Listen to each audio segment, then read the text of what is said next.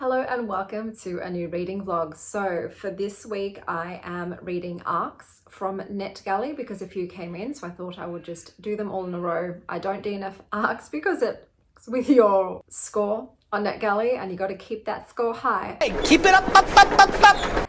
So I will be reading all of these in full. So I'll tell you what the first one I will be picking up is. So I'm starting off with Small Ghost by Trista Mattia. This is the poet who wrote Persephone Made Me Do It, which I absolutely loved. And it says that this is a sweet reassurance and validation for anyone feeling adrift. And it's a collection of verse, illustrations, and photography, and is a poetic refuge far away from loneliness. So obviously it's not going to have the same visual impact as it would if it was a full color book, but hopefully I'll enjoy it as much as I did their other books of collected mixed media. I think the cover with the ghostie is super cute. But besides that, I think I've got a graphic novel and some fantasy books also on the way, but I'll introduce them as I go. So today I'm heading out with Kate and we're going to the CBD and we might look at some antique bookstores, maybe a secondhand book sale. I saw that was on last week when I went. I don't know if it's still going on, but if it is, we'll check it out. And then we're gonna grab some brunch and catch up because it's been a while since I've seen her. And I'm going in by tram today rather than driving. So it's going to take me at least 2 hours. So it's a long time. I probably will finish that book by Trista Mattia and go on to something else while I'm on the tram. But that is all I have planned for today. So I'll see you when I return and I've read something.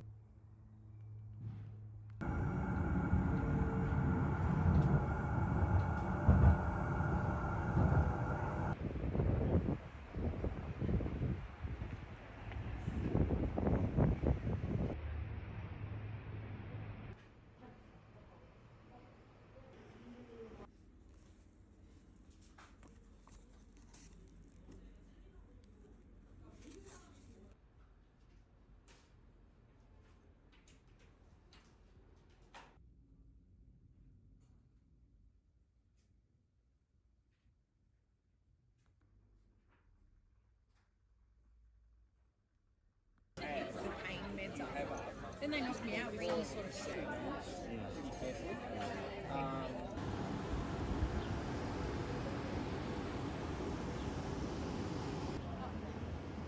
But the smells of the alleyways. We'll see you later. But I get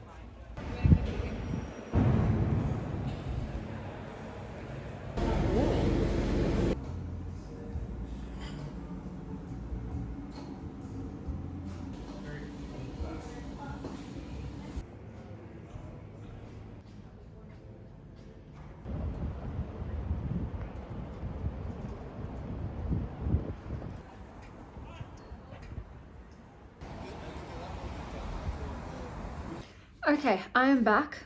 I'm back home. Can anybody tell me why? There are human beings who do this. I went on the tram. I was the only one on there. I sat in a seat of just two and there were no seats in front. So it's just 2 seats near the front of the tram. A lady pops on and she comes and sits right next to me. I have a quick look around. No one else in the tram. No one else in the tram. And I'm like, lady, why? Why? I don't understand this. I don't understand this. Literally next to me. So I was like, okay, wait 3 stops. Maybe she's just getting on and off and she wants to be right near the door, even though she could also be right near the door on the other side. Anyway, 3 stops. No, she's sitting there and I'm like, I cannot sit next to someone on a tram ride when the whole tram is empty. So I got up and I moved.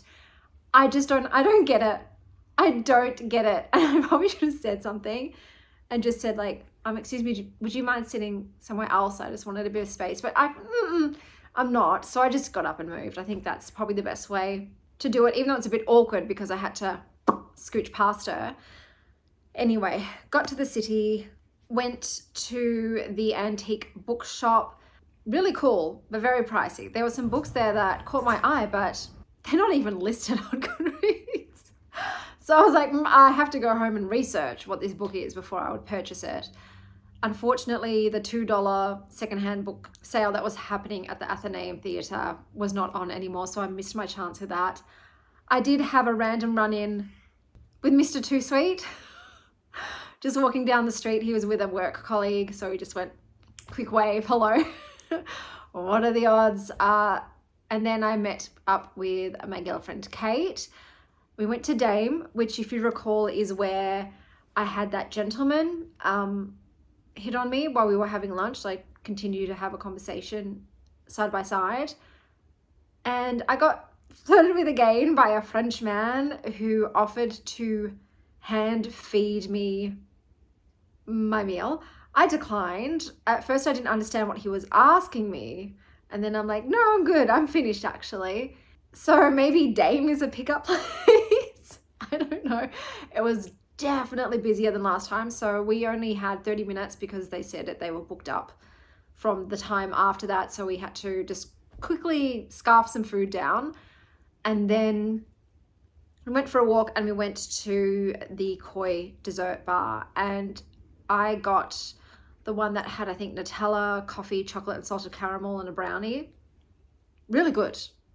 Really, really good. And Kate got a truffle one and it was definitely flavored with the truffle. I think with truffle flavored things, either you can't taste it or it's there, and it was there. But she did enjoy it and she took something home for her hubby. And then I popped in to Belle Miette on the way home to grab some macarons. It's a gorgeous fit out, beautiful shop. So I'll put up here whichever was my favorite, some really interesting flavor combinations. But we are very spoilt for choice in Melbourne. It is a food mecca and we can be a bit brattish in regards to having high expectations of food because most of the food is fabulous. So do take my food reviews with a pinch of salt. I am a fussy bitch. I have very, very high standards and I expect excellence because like I said, Melbourne has so many fantastic food places. Kate also gave me some yarn that she thought I might like because she is a stitch witch. So we've got Paper Jam by, this looks like 24 Mile Hollow. Yeah. I recognized it immediately. So this is 24 Mile Hollow. It's beautiful. It's got bling. And she got me this one too, which is The Knitting Man Recommends in Moody Devil. So thank you, darling. I'll definitely hopefully make some bags out of these. But now I'm home and it's time to crash. I'm exhausted.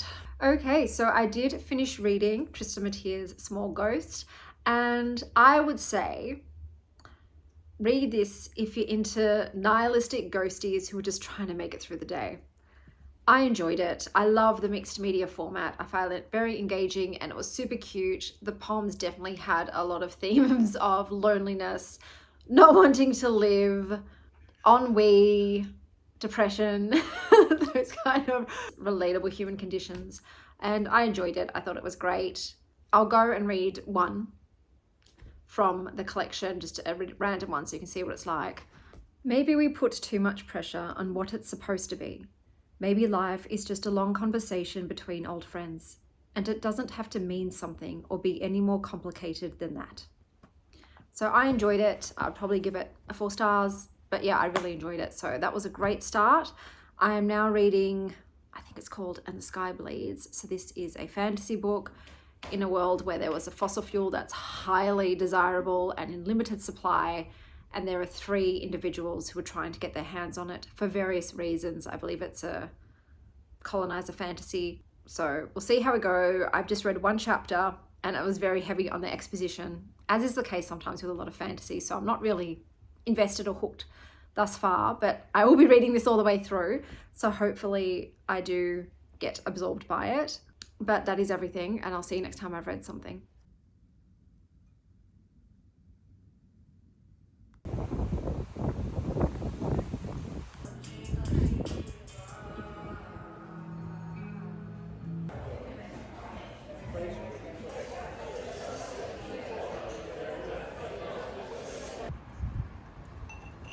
Okay, I'm back. Went to a cafe that was inside a church. That just reminds me of the whole like, there's the steeple, there's the people thing you used to do as a kid. It was good. They haven't got gas yet, so it's a limited menu. I'll return once they've got a full menu going on. But I went to the library and I picked up some books. So let's just look at my stash. Do a library haul.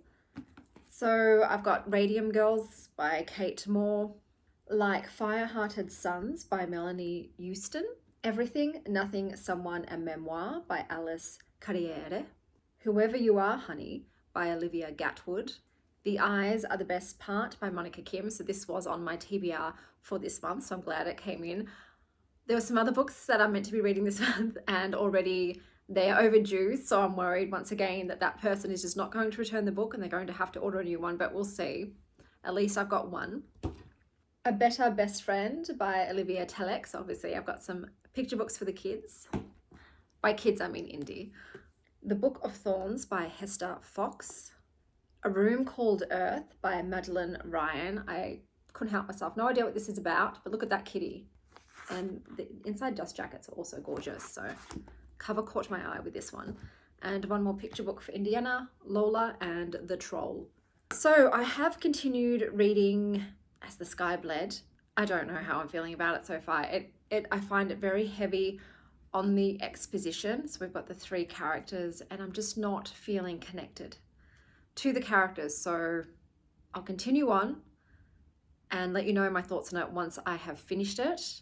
But at the moment it's feeling like a 3 stars. I am heading out today to take Valentine and her friends shopping. So we're going out once again to the shopping mall. Hopefully I don't buy a lot of stuff, but you know, I've got hours to spend there. But the next time I see you, I'll hopefully have finished the last 2 books, the last 2 arcs that I've got to read. I'm especially looking forward to Seeds, which is a Persephone retelling.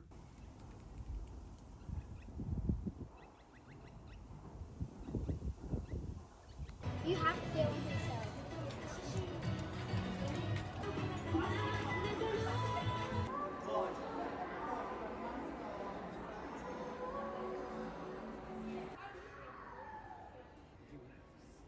Behind this. One of your favorites.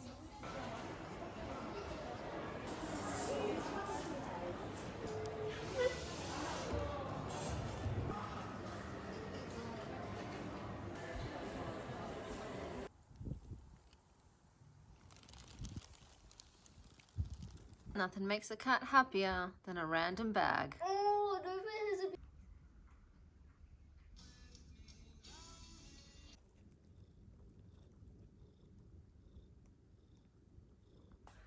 Hello guys, so I have finished reading all of the arcs, so let me tell you about the rest of them. So with And the Sky Bled by S. Hattie, I did end up giving this a 2.5 stars. It is a fantasy where the world is reliant on a fossil fuel and that fossil fuel is in short supply, and 3 characters are trying to find this very sort of mythological hidden cache of this substance, which is also harmful to humans. It does kill a lot of people. However, it took until the last 40 pages for them to actually go out and find this hidden cache. So beforehand, it was just a lot of exposition, and even with that, I still didn't quite understand the magic system or the world building in this and this substance and how it worked, the physics of it, so to speak. The 3 characters also fell very flat for me. I found that I didn't care about any of them. This has a lot of political scheming and machinations, just a lot of planning and talking. And I just found myself incredibly bored. I wasn't interested in picking it up and I had to push myself through it. There was also a romance shoehorned right into the end, and I don't know why. I don't think anybody wanted that and it felt weird. Overall, this book really just wasn't for me. But if you like South Asian climate change colonialist fantasies, this could be up your alley. But that was And the Sky Bled. The next book that I picked up was The Mermaid Prince by Kaori Ozaki, translated by Patrick Honor. I gave this a 2.5 stars. So this is actually 3 separate stories in the one. So the titular story, The Mermaid Prince, was the good one, and I would probably give that a 3.5 stars. However, the previous two stories was so male gazy. There was a ton of upskirting of schoolgirls who also don't like to wear panties. It was incredibly pervy. Giggity, giggity, giggity. And it made me feel ick. The illustration style is lovely, but I definitely feel like I'm not the target audience for this. But with the title and the image on the cover, I thought it was going to be, you know, a cute romance. But I was severely mistaken with the first two stories, which also one of them, there is an on-page sex scene that to me reads as a sexual assault. So keep that in mind. I don't know who I would recommend this for. I'm sorry, I really don't. But yeah, not me.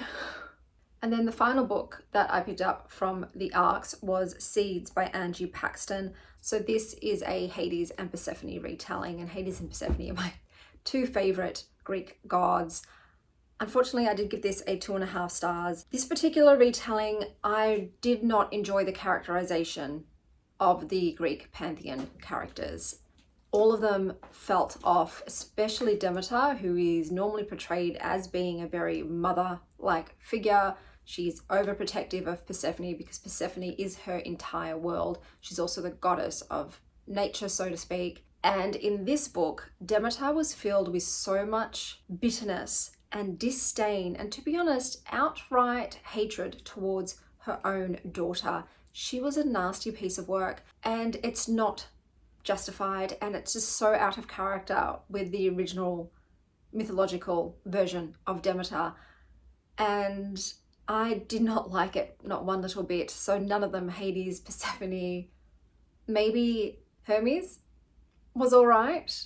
He was kind of okay. Hecate was also in this, and they made her an old crone, but they made her this real passive, apologetic woman, Hecate. So I was quite irate, and the writing style was very heavy on the exposition, a lot of telling. I didn't care for the plot line of the story, so how it unfolded. There obviously was a romance with Hades and Persephone, and it grossed me out. It began obviously with him abducting her and being very close-lipped and not explaining anything to her, and her having these very outright repulsions whenever he tried to touch her, and her in her head saying, like, he's basically molesting me. I do not consent to any of these touches or things that he's doing. And then all of a sudden she's like, oh, I want to bang him and now we're fucking. So yeah, I don't know once again who I would recommend this for. There are a lot of Hades and Persephone retellings. This one was not my jam. I did give it a 2.5 stars because I did not enjoy it, unfortunately. So this lot of ARCS wasn't a major success, I would say. I was kind of disappointed, but I still want to read ARCS because I've had 5-star reads from ARCS. I think this Fatal Kiss was one of my favorite reads of this year.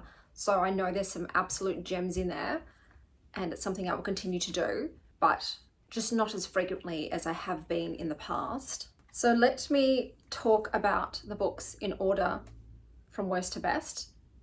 So we have The Mermaid Prince by Kaori Ozaki, and I gave this 2.5 stars. Then I read Seeds by Angie Paxton, and I also gave this 2.5 stars. I then read And the Sky Bled by S. Hutty, which I also gave 2.5 stars.